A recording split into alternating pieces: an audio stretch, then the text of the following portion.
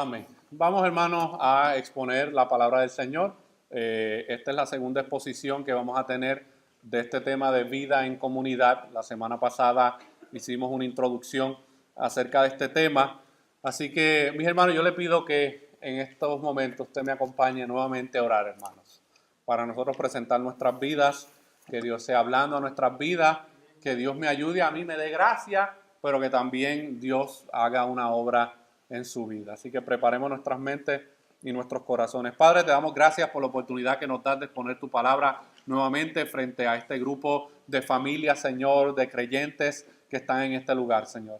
Te pedimos que tú te glorifiques por medio de tu palabra, que tú hagas la obra que solamente tú puedes hacer en los corazones, Señor, que tú traigas exhortación a nuestras vidas, pero que también traigas consolación a nuestras vidas por medio de tu palabra, Señor. Obra salvación en aquellos que lo necesiten y edifica a tu cuerpo en esta preciosa tarde. Todo te lo pedimos en el nombre de Jesús. Amén y amén. Saben que la semana pasada estuvimos hablando acerca de vida en comunidad, qué representa o cómo luce una comunidad bíblica. Y yo quiero repasar tal vez 2 o 3 cositas de las que mencionamos la semana pasada para el beneficio de tal vez los que no estuvieron aquí con nosotros. Las escrituras, mis hermanos, nos enseñan que la iglesia es una comunidad de cristianos que tienen unas características en común. Esos cristianos que pertenecen a esa comunidad se cuidan, se aman, se acogen, se reciben, se honran, se sirven, se instruyen, se perdonan, se motivan, buscan la paz, estimulan, alientan, oran, confiesan sus pecados, estiman, edifican, enseñan, muestran misericordia, dan generosamente, se regocijan unos con otros, lloran unos con otros, en ocasiones se lastiman unos a otros, pero también se restauran unos a otros. Somos una comunidad de personas que necesitamos vivir como Dios nos creó, y la única manera de poder vivir como Dios nos creó es a través de Cristo y su iglesia. Esa combinación, hermanos, es muy importante en nuestro entendimiento de lo que es vivir en comunidad. No podemos decir amar a Jesús y a la misma vez no amar a su iglesia. Van juntos, mis hermanos. La manifestación del amor de Cristo que nosotros mostramos se refleja en la manera en que nosotros nos amamos como comunidad de fe. Todos los que estamos en Cristo estamos unidos a esa gran familia y Dios es nuestro Padre. La iglesia, como dijimos la semana pasada, es esa gran familia donde celebramos juntos a través del gozo de la vida. Lloramos juntos a través del dolor que la vida trae. Confesamos juntos nuestros pecados. Luchamos juntos por la santidad personal. Nos servimos los unos a los otros. Suplimos nuestras necesidades y llevamos nuestras cargas. Nos alentamos para seguir a Cristo, cueste lo que cueste. Así que la semana pasada nosotros definimos cómo luce una comunidad bíblica y estuvimos viendo el pasaje de Hechos capítulo 2 versículos 43 al 47 donde describe cómo se veía la iglesia primitiva, cómo esa primera comunidad de creyentes existió, qué fue lo que pasó, cómo vivieron su vida como comunidad de fe. Pero yo quiero que en esta tarde nosotros hablemos acerca de la importancia de la comunidad, la necesidad e importancia de la comunidad. Y hay un factor que es lo opuesto a vivir en comunidad. Y es la palabra soledad. ¿Cómo nosotros podríamos definir esta palabra soledad? Bueno, esta palabra soledad viene del latín y la soledad tiene una definición muy básica. Es la carencia de compañía. Esa es la definición más básica de lo que es la soledad. Es la carencia de compañía. Ahora, dicha carencia puede ser voluntaria cuando la persona decide estar sola por su propia cuenta.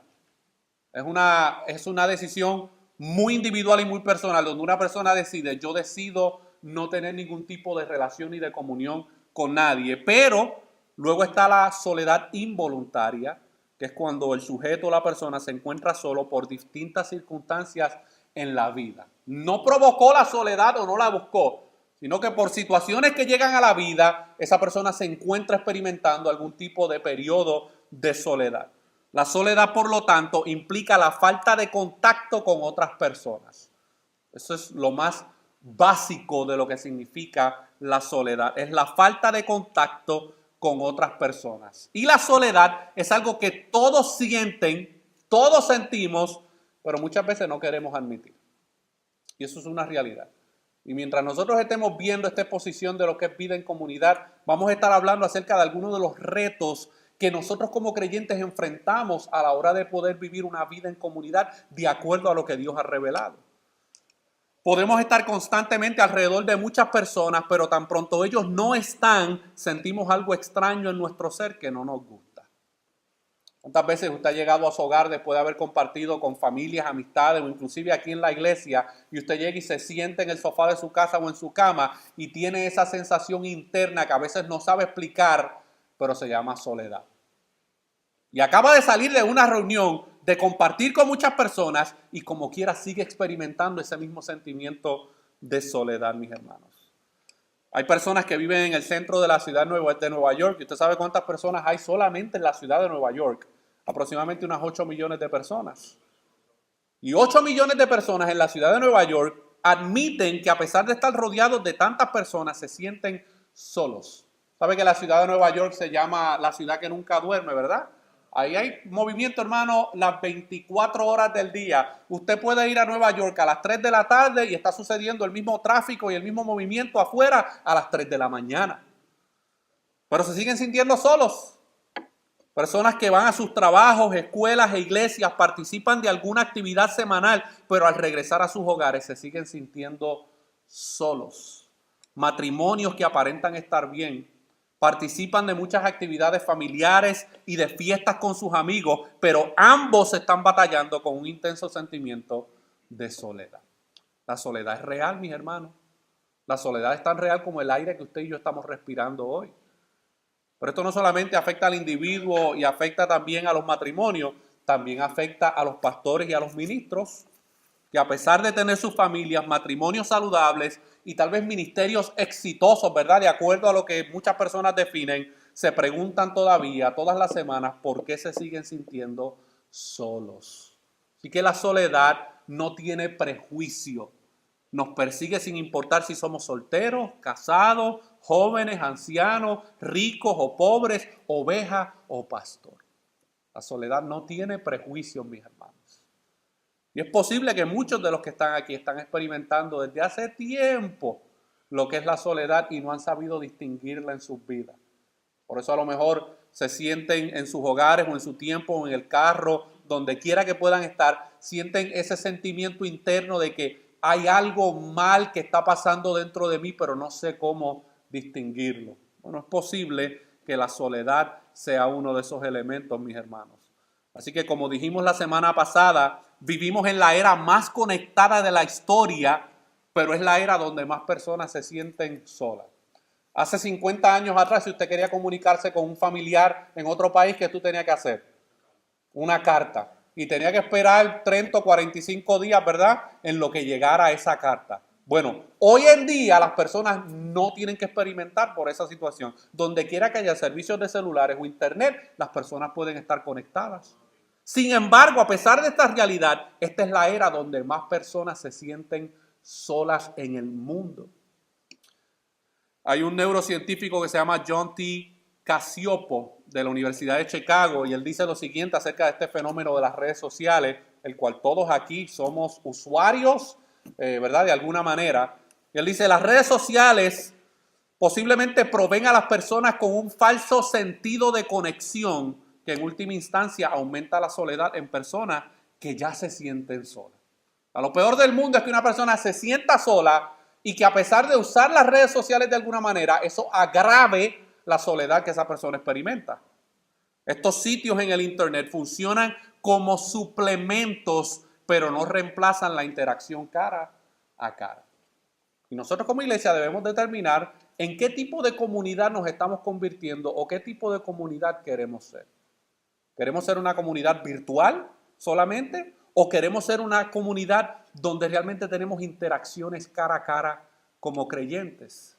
Muchas veces las redes sociales nos han engañado haciéndonos creer que tendremos lo que necesitamos. Los amigos de Facebook no pueden sustituir los amigos reales. Habíamos traído esta enseñanza hace un tiempo atrás en un servicio de hogar. Y hay personas que en Facebook tienen 5,000 amigos. Yo no sé cómo eso es posible. Pero tienen 5,000 amigos y no tienen más porque Facebook les pone un cap de 5,000 y no pueden pasar de 5,000. Sin embargo, siempre están solos, nunca se juntan con nadie, nunca se reúnen con nadie, nunca visitan a nadie, nunca nadie los visita. Eso no es saludable, mis hermanos. Los amigos en Facebook no pueden sustituir los amigos reales. Hemos creído que en Facebook nuestro sentido de soledad se sana, pero lo que hace es que se perpetúa. ¿Por qué? Porque a través de las redes sociales es muy fácil mantener una relación que no tiene ningún tipo de compromiso uno con otro. Si te veo te saludo y si no, no te saludo. Es muy fácil caer en esa trampa, mis hermanos. Y nosotros como comunidad de fe debemos estar al tanto de esas realidades. Las personas fueron creadas para vivir en comunidad. Por lo tanto, necesitan una comunidad real, no virtual.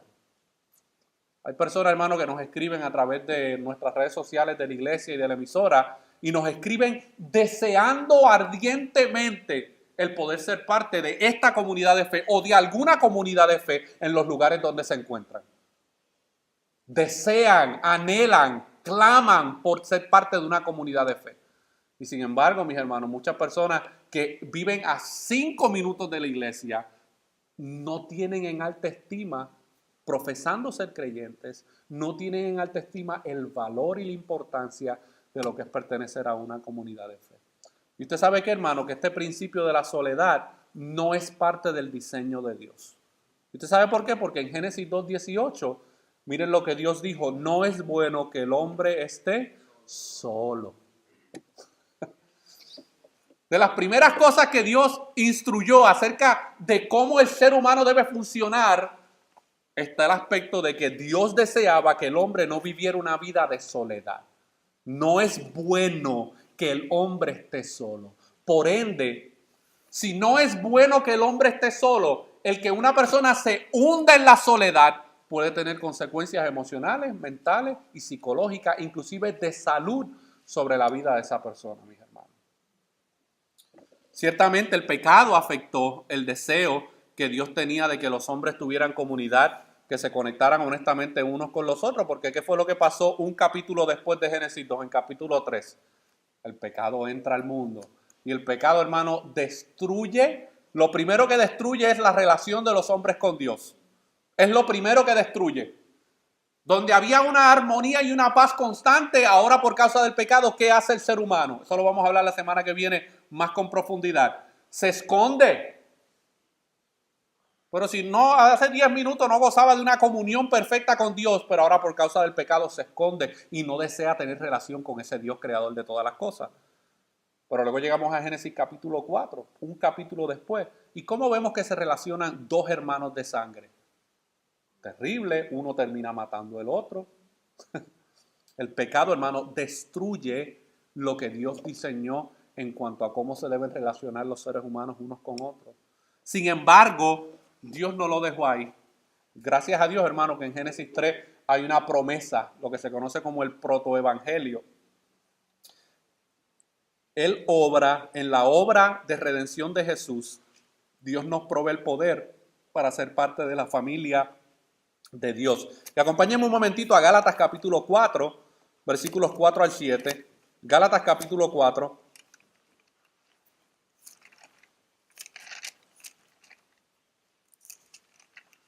Gálatas capítulo 4, versículos 4 al 7. Porque aquí este pasaje bíblico nos revela, hermanos, un dato muy importante acerca de ahora nosotros como creyentes y cómo nosotros debemos relacionarnos unos con otros. Basado en esta realidad de que ahora somos hijos suyos por medio de la obra de Cristo. Dice ahí Gálatas capítulo 4, versículos 4 al 7. Dice: pero cuando vino el cumplimiento del tiempo, Dios envió a su Hijo nacido de mujer y nacido bajo la ley, para que redimiese a los que estaban bajo la ley, a fin de que recibiésemos la adopción de hijos. ¿Por qué? Porque la relación estaba rota. No había comunión, no existía una comunidad entre Dios y el hombre por causa del pecado. Pero ahora por medio de Cristo hemos sido adoptados como hijos. Versículo 6. Y por cuanto sois hijos, Dios envió a vuestros corazones el espíritu de su Hijo, el cual clama, Abba, Padre. Así que ya no eres esclavo, sino hijo. Y si hijo, también heredero de Dios por medio de Cristo. Así que el propósito principal y la voluntad principal de Dios para los creyentes es que sean una comunidad, que sean una familia, mis hermanos. Sin dudas, es a través de Cristo solamente que somos salvos, pero la Biblia es muy clara que para vivir la vida cristiana necesitamos vivir con otros creyentes. Un lector básico de las Escrituras del Nuevo Testamento se va a dar cuenta que desde los Evangelios hasta Apocalipsis se trata siempre de la comunidad de Dios. Y cómo esa comunidad vive unos con otros, que enseñan, que practican, cómo se tratan. Todos en comunidad, mis hermanos. No existe el individualismo. A través de la Biblia también vemos la importancia de la comunidad. Por ejemplo, miren lo que Jesús dijo en Juan 17, versículos 20 al 23. En Juan 17, 20 al 23. Cuando nosotros leemos las Escrituras tenemos que poner atención a las palabras y al significado de las palabras. Y aquí en Juan 17, versículos 20 al 23, hay unas palabras que resaltan en el texto. Miren lo que Jesús está orándole al Padre. Esto es un tiempo antes de que se lo llevaran para ser crucificado. Y dice allí en el versículo 20, mas no ruego solamente por estos. ¿Ha cambiado sus dioses, aunque ellos no son dioses? O sea, en otras palabras, lo que Dios le está diciendo al pueblo es lo siguiente. Los demás pueblos no han abandonado a sus dioses. Sin embargo, ustedes me han abandonado a mí. Les está haciendo una pregunta, los está cuestionando. Fíjense que los demás pueblos visiten. Los demás pueblos no han abandonado a sus dioses. Sin embargo, ustedes sí me han abandonado a mí. ¿Acaso alguna nación ha cambiado sus dioses, aunque ellos no son dioses? Sin embargo, mi pueblo ha trocado su gloria por lo que no aprovecha. Espantaos, cielos, sobre esto, y horrorizaos, desolaos en gran manera, dijo Jehová, porque dos males ha hecho mi pueblo. Me dejaron a mí, fuente de agua viva, y cavaron para sí cisternas rotas que no retienen agua. ¿Es Israel siervo o es esclavo? ¿Por qué ha venido a ser presa? Los cachorros del león rugieron contra él, alzaron su voz y asolaron su tierra. Quemadas están sus ciudades sin morador. Aún los hijos de Memphis y de Tafnes te quebrantaron la coronilla.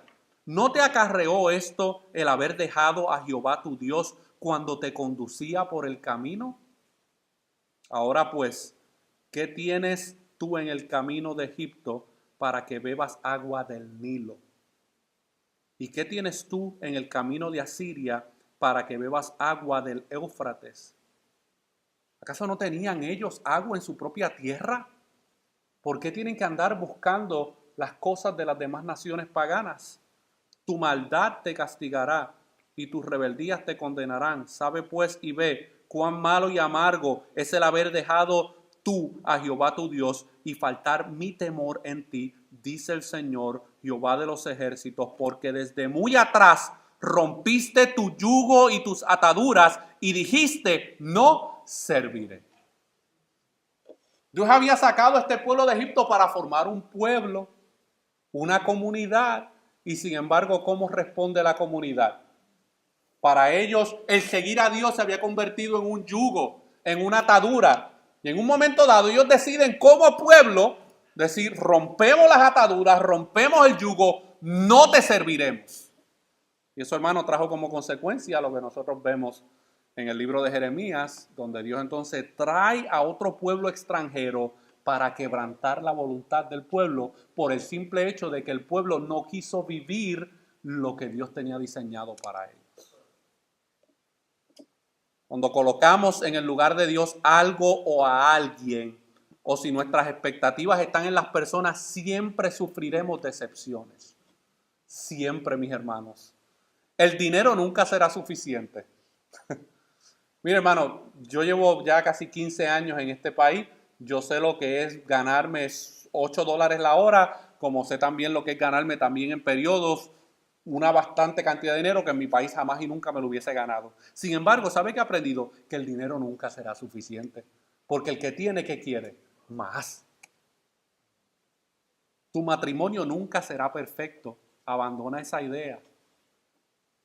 No sigas llevándote la ilusión de las telenovelas de Televisa. Tu matrimonio nunca será perfecto. Nunca. Y podrás tener 15 años de matrimonio y vas a encontrar nuevas áreas y facetas en tu vida que tienes que trabajar en la relación matrimonial. Tus hijos nunca serán perfectos. Quisiéramos, ¿verdad? Que fueran unos angelitos que todo el tiempo con unas alitas. No. Nuestros hijos no serán perfectos. Y si nosotros no entendemos esta realidad, hermanos, siempre vamos a sufrir decepciones. Tu nuevo auto perderá su brillo. ¿Saben? Cuando uno se compra un auto nuevo, uno se lo quiere enseñar a todo el mundo, mis hermanos. Ese auto un día se va a poner todo feo. Las palomas y las aves del campo le van a dejar caer sus graciecitas a la capota. Los gatos se van a trepar en él y te lo van a aruñar. La casa pronto ya no será tan nueva. A principio la alfombra olía a nueva de paquete. 3 años después tienes que estar pasándole el vacuum cleaner todo el tiempo y poniéndole polvillos de olor porque apesta. Y los amigos van y vienen. Esa es la realidad, mis hermanos. Los amigos van y vienen. Yo tuve muchos amigos cuando joven. Ya no están, hermanos. La mayoría están muertos o en la cárcel. O simplemente no tengo más contacto con ellos. Los amigos van y vienen. Por eso es que cuando colocamos otras cosas o otras personas en el lugar de Dios, siempre vamos a sufrir decepciones, mis hermanos. La necesidad universal de un Salvador, una verdadera fuente de agua viva, nos da la conciencia correcta de encontrar un terreno común. Y eso es fundamental para la formación de una comunidad saludable. Y ahora yo te pregunto a ti en esta tarde, o nos debemos preguntar todos en esta tarde, ¿qué es lo que normalmente nosotros sustituimos por comunidad? Porque créame que lo sustituimos y a veces no nos damos cuenta. ¿Qué normalmente nosotros sustituimos por comunidad? Netflix, Hulu, la TV, algún pasatiempo, algún hobby en específico, el mall, salir de compras. ¿Qué sustituimos por comunidad, mis hermanos? PlayStation, como dice Yamil. Mira, hermano, si un joven tiene 17 años, está bien, pero llaman canzones de 45 años, con hijos, todavía conectados 7, 8, 9 y 10 horas al día jugando un PS4. Por Dios. ¿Qué barreras personales has creado para no tener comunidad? Porque levantamos barreras. Nuestras experiencias personales de la vida, buenas o malas, sin darnos cuenta hemos creado barreras para no tener una comunidad. ¿De qué manera has procesado la soledad en tu pasado? Porque a lo mejor en estos momentos no estás viviendo en soledad, pero a lo mejor en un momento dado en tu vida sí viviste en soledad y sin darte cuenta has procesado la soledad de cierta manera y hasta ya te encariñaste con ella. Bien, ya te encariñaste con la soledad. No tienes ningún problema en sentarte al lado de la soledad y pasar horas sin ella decirte nada y sin tú decirle nada a ella. ¿De cuáles cisternas rotas has tomado pensando que te darían vida o comunidad? Porque ¿qué fue lo que hizo el pueblo de Israel? Buscó, hermanos, cisternas rotas. En vez de beber del agua verdadera que Dios les había dado, hermano, porque Dios les había suplido una tierra para que ellos suplieran todas sus necesidades, ellos buscaron cisternas rotas. ¿Y tú sabes lo que hace una cisterna rota? Es como este vasito de agua que tiene un hoyo aquí. No importa cuánta agua yo le ponga por aquí, se va a ir saliendo por la parte de abajo. Nunca se va a llenar, nunca va a poder satisfacer. Ahora yo quiero, hermano, ya para ir terminando, que hagamos una comparación entre lo que es una vida en comunidad versus un sistema religioso o una comunidad religiosa. Una vida en comunidad, de acuerdo a lo que la Biblia revela, y un sistema religioso. Escuche bien, mis hermanos. En una comunidad cristiana tenemos el mismo sentir unos con otros y trabajamos unánimes para glorificar a Jesús, mientras que en el sistema religioso cada uno busca su propia gloria y compite por posiciones de importancia. Esa es la diferencia entre una comunidad cristiana y un sistema religioso. Usted sabe esa expresión de quítate tú para ponerme yo, ¿verdad? Esa expresión muy común. Bueno, cuando las personas en una comunidad cristiana pierden de perspectiva lo que se supone que es una comunidad, eso se convierte en un sistema religioso. En una comunidad cristiana todos somos un cuerpo y si uno tiene un problema, entonces todos tenemos un problema y tenemos que llevar la carga el uno por el otro. Eso es lo que se supone, ¿verdad?, que sucede en una comunidad bíblica. En cambio, en el sistema religioso, el cuerpo existe solamente un día a la semana y se encarga de tareas tales como que la música suene bien, que alguien cuida a los niños por un par de horas, que las sillas estén acomodadas y que los gimnasios se recojan al final del servicio. El lunes cada uno vuelve a sus propias metas individuales. No se trabaja cada día por un propósito en común. Si un miembro tiene un problema personal, ese es su problema, que lo resuelva. Esa es la diferencia entre una comunidad bíblica, hermano, y un sistema religioso. Y esto es una lucha, hermano, que toda comunidad de fe enfrenta. No importa denominación, no importa si es bautista, pentecostal, lo que sea, toda comunidad donde hay un grupo de personas que son creyentes enfrentan esta batalla entre ser una comunidad bíblica o ser simplemente una comunidad religiosa. Déjeme tragar agua porque eso estuvo fuerte.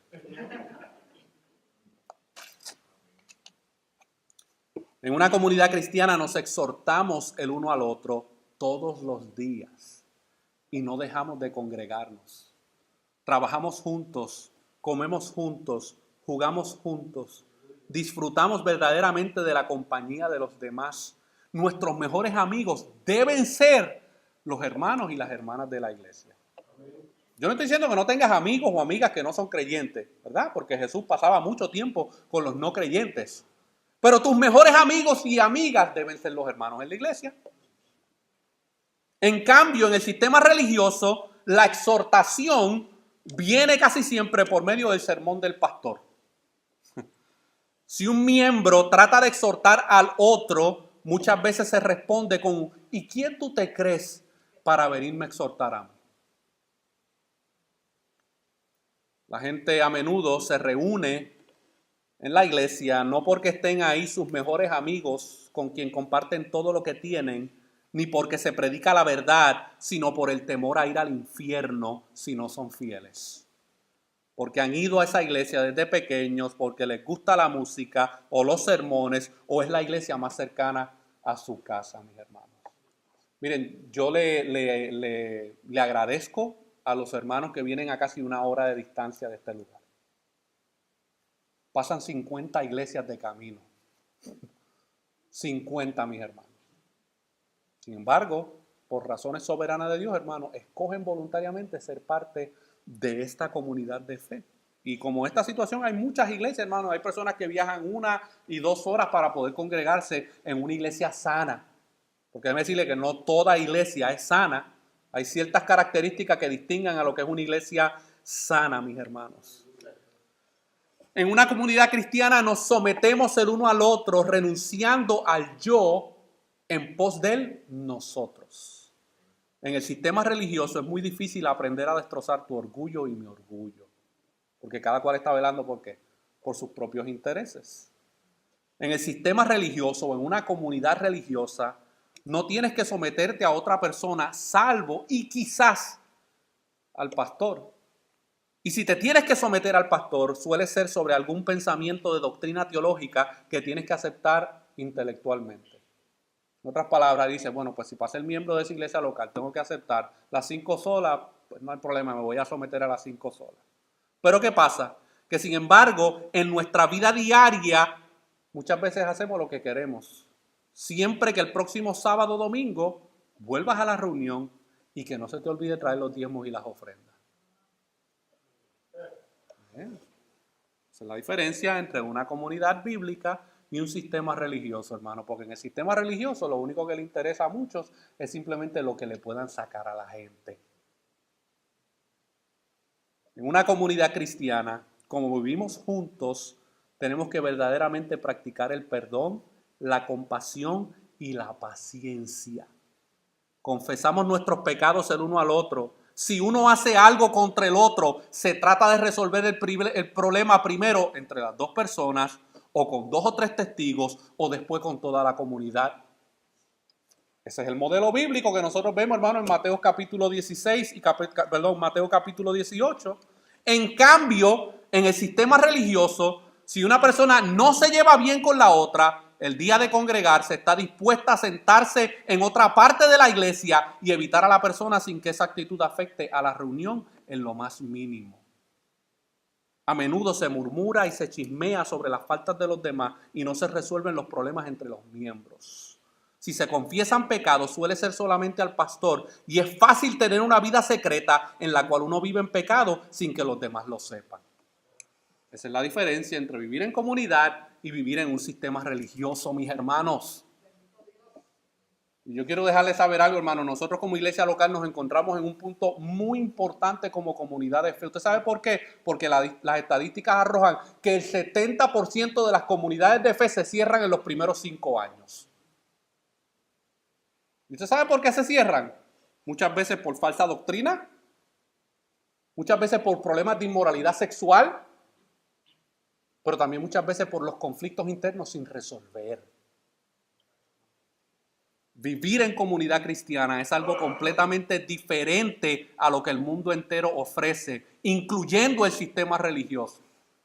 No podemos decir que nos amamos los unos a los otros si no estamos dispuestos a compartir nuestras vidas los unos con los otros, mi hermano. Iglesia Bautista Faro de Gracia tiene una oportunidad inmensa, hermano, de que nosotros podamos reflejar lo que las Escrituras nos enseñan. Ahora, esto va a doler y tiene un costo. Usted tiene que estar dispuesto a decir, Señor, esta es tu visión de lo que debe ser una comunidad de fe. Aunque me cueste y sea doloroso y sea complicado, yo voy a someterme a ti, a tu palabra. Hay un autor que dice, hermano, cuando creemos el evangelio, recibimos una profunda unión unos con otros que creen, a pesar de que puedan ser radicalmente diferentes a nosotros en todos los demás. Por eso yo puedo tener comunión con un hermano que viene de otra nacionalidad, aunque no coma lo mismo que yo, no piense igual que yo, no le guste la misma música que yo. Porque el evangelio es lo que nos ha unido, mis hermanos. El evangelio tiene su propia cultura. Nosotros venimos, hermano, con una influencia muy grande de nuestras culturas en nuestros países.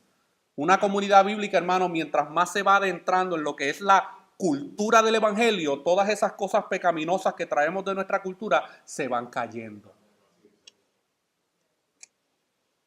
Y para concluir, hermano, como dice Dietrich Bonhoeffer, dice, nuestra comunión los unos con los otros consiste únicamente en lo que Cristo ha hecho por nosotros, mis hermanos. Repito, nuestra comunión los unos con los otros consiste únicamente en lo que Cristo ha hecho por nosotros. No depende, hermano, de si ese hermano o esa hermana piensa como yo, cree como yo, siente como yo, le gustan las mismas cosas que yo. Todas esas cosas, hermano, son terrenales y superficiales. Nosotros estamos unidos en Cristo por lo que Él ha hecho a favor nuestro. Y lo que Él llevó a cabo en la cruz del Calvario, hermano, no era solamente la redención y expiación de nuestros pecados, era formar para sí un pueblo nuevo bajo un nuevo pacto.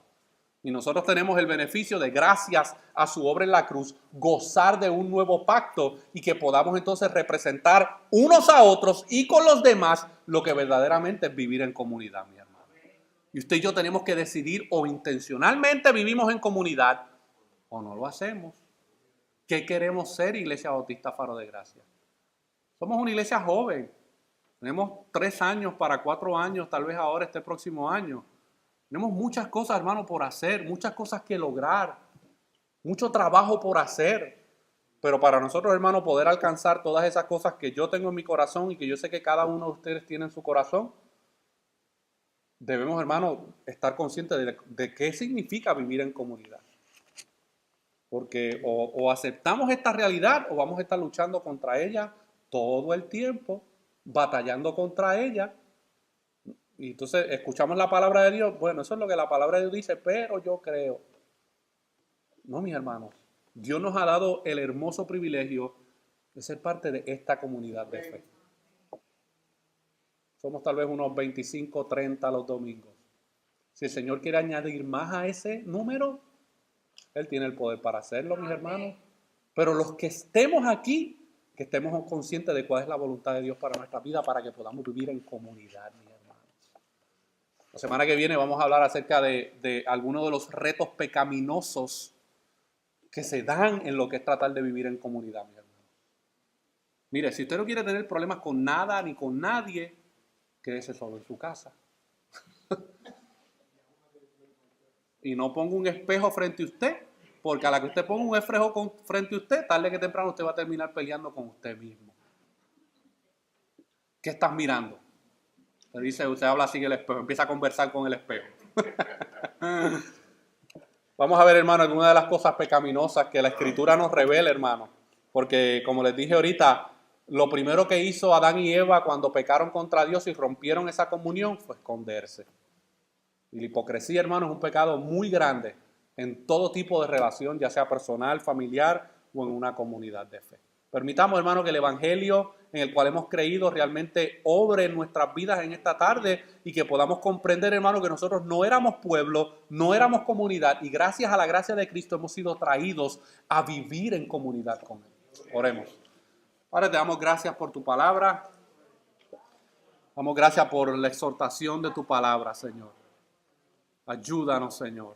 Ayúdanos. Necesitamos de tu gracia para que nosotros podamos representar lo que tú mismo oraste en Juan capítulo 17. Nosotros podamos representar lo que es esa verdadera unidad en Cristo.